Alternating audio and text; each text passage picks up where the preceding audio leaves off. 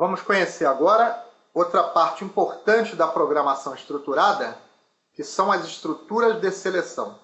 Vamos começar pelo operador ternário. Nosso programa começa criando uma variável com o nome número do tipo inteiro. Exibe na tela do monitor a mensagem digite um número e depois com a função scanf recebe um número e coloca na variável número. O operador ternário, porque ele tem três termos, 1, 2 e 3. Primeiro ele testa uma condição. A condição que eu coloquei aqui foi a seguinte: o número digitado, esse número aqui, ó, módulo 2, ou seja, o resto da divisão por 2 do número digitado. Se for 1 ou verdadeiro, vai executar esta parte. Se for 0 ou falso, vai executar esta parte. Se o resto da divisão for 1, quer dizer que o número é ímpar, porque o número par não deixa resto.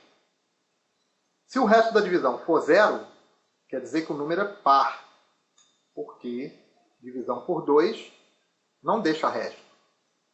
Vamos ver se funciona? Compilar e executar.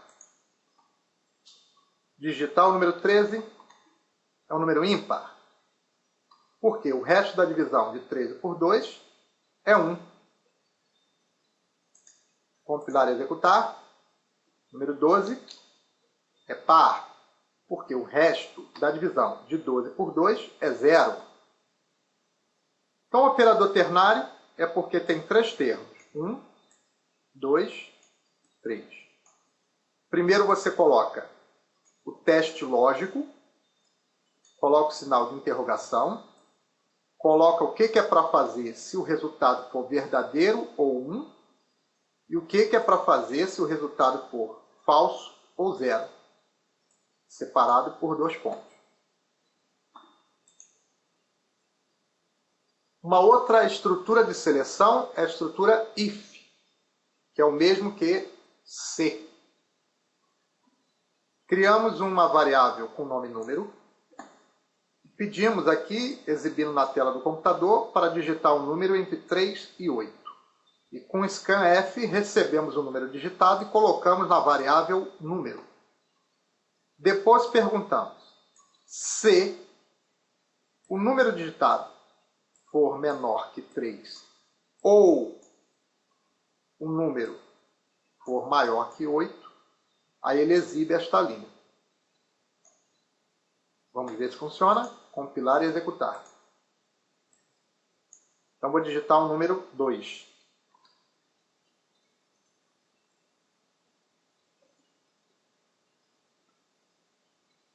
Como o número 2 é menor que 3, ele exibiu. O número digitado está fora da faixa especificada. E se eu digitar corretamente dentro da faixa, número 3, ele não faz nada, porque não tem nenhuma linha para uma opção diferente. Uma outra estrutura de seleção é a if-else. Neste exemplo, nós estamos criando 5 variáveis do tipo float, porque elas vão ter ponto decimal. Variável nota 1, nota 2, nota 3, nota 4 e variável média. Depois nós exibimos na tela do computador a mensagem entre com a nota 1 e com a função scanf colocamos a digitação dentro da variável nota 1. Repetimos para a nota 2, para a nota 3, para a nota 4. Depois fazemos a variável média receber a soma das 4 notas dividido por 4. Se a média for maior ou igual a 5, executa esta linha, que é exibir aluno aprovado com média. Se não, exibe esta linha, aluno reprovado com média. E aqui, fora da estrutura, é que nós exibimos a média. Ponto 2, para limitar duas casas decimais. F, porque é um tipo float. Vamos ver se funciona. Compilar e executar. Vou colocar qualquer valor.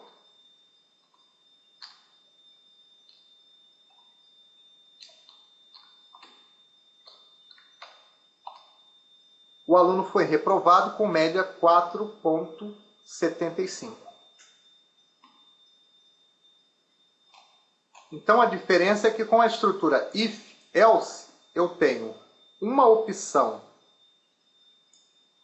caso a condição seja verdadeira, ou seja, a média seja maior ou igual a 5, e uma condição caso a condição seja falsa. Uma outra estrutura de seleção é o switch. Criamos uma variável com nome seleção, exibimos na tela do monitor 4 linhas. O que você deseja fazer? Usar a calculadora, abrir o bloco de notas, usar o Windows Explorer. Depois recebemos pela função scanf o valor digitado e colocamos dentro da variável seleção. O switch, ele pega o valor da seleção, caso seja 1, uma função do sistema chama a calculadora do Windows.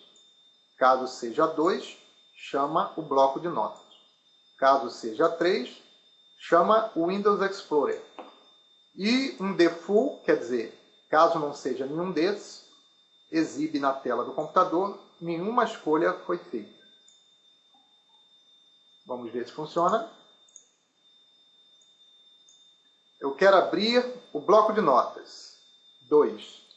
E eu não coloquei um comando de interrupção. Esse comando é o break. Sem o comando break, quando ele executa uma opção, ele vai executando as outras. O break serve exatamente para fazer essa paralisação após o comando ser executado. Vamos ver isso?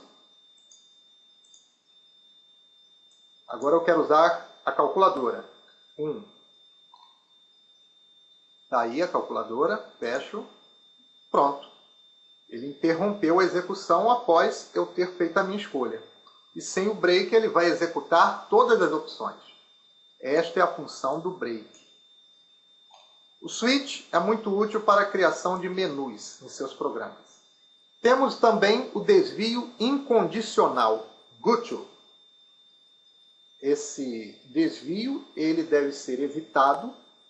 Ele existe desde o início das linguagens de programação, mas ele torna o código com boas chances de ter falhas.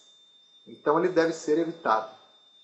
Ele funciona, mas nós temos outros recursos, como a função, por exemplo, em vez de usar o desvio incondicional. Primeiro você cria um rótulo. Este rótulo é o ponto onde o programa vai vir quando você comandar.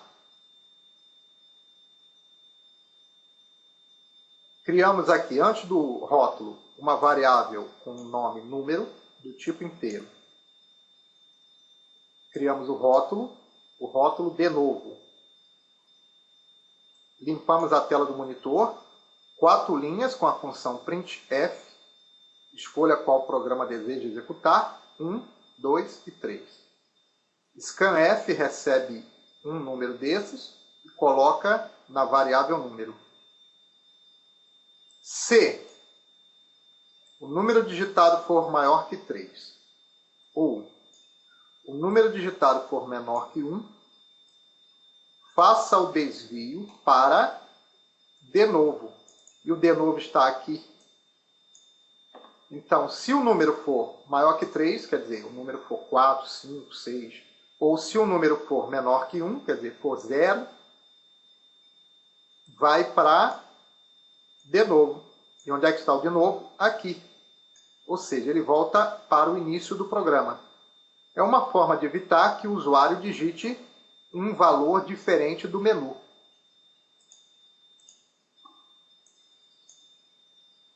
Zero, ele vai lá para cima. 4, ele vai lá para cima. E sempre apagando a tela.